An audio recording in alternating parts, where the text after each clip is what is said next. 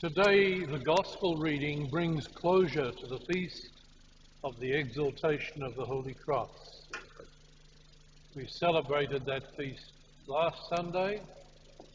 The Sunday before that was obviously the Sunday before the Exaltation of the Holy Cross, and today is the Sunday after the Exaltation of the Holy Cross. Today the emphasis changes.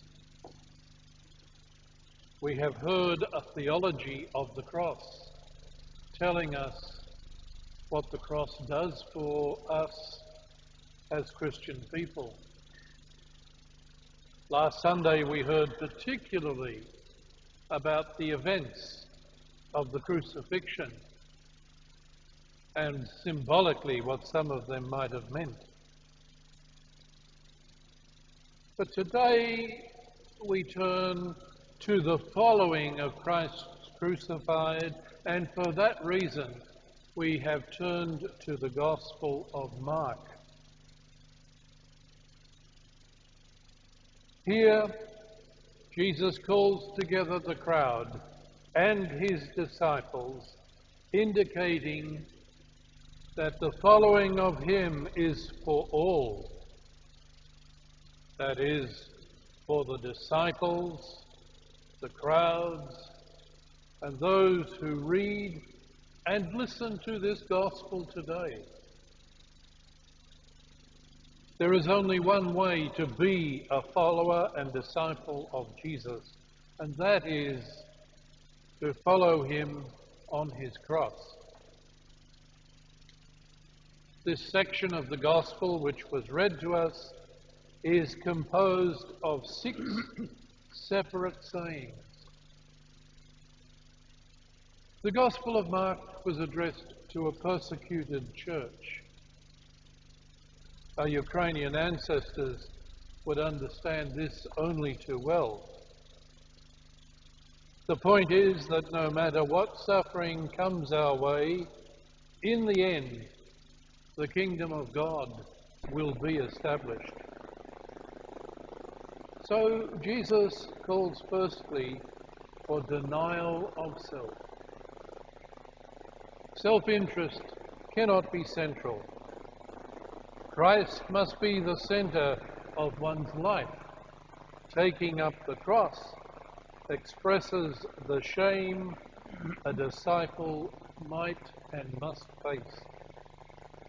To save one's life means to render all to Christ, who is the source of life and gives it meaning.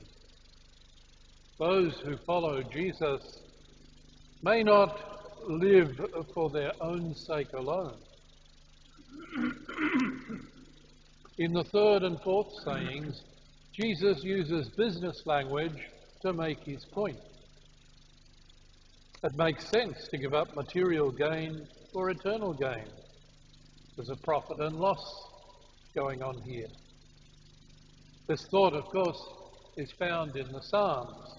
Psalm 49 has this verse: "Those who burst in their wealth and boast of the vastness of their riches, surely no one can ransom their self, nor pay a price to God for their life." These sayings about the loss of life for the sake of the gospel and the gain of the whole world in exchange for life illustrate the foolishness of relying on a worldly existence. The fifth saying about the coming of the Son of Man and the last judgment are reminiscent of the book of Daniel, where it says, "I saw coming on the clouds of heaven, as it were, a Son of Man."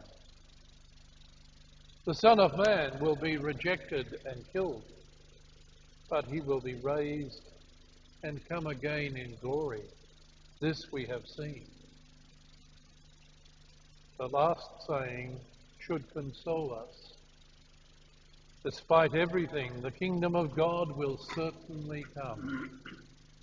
In fact, the kingdom of God in power is already beginning in every instance where the Spirit of God is at work. Its fulfillment, of course, will come at the end of all time. Slava Isusu Christu. Слава навіки.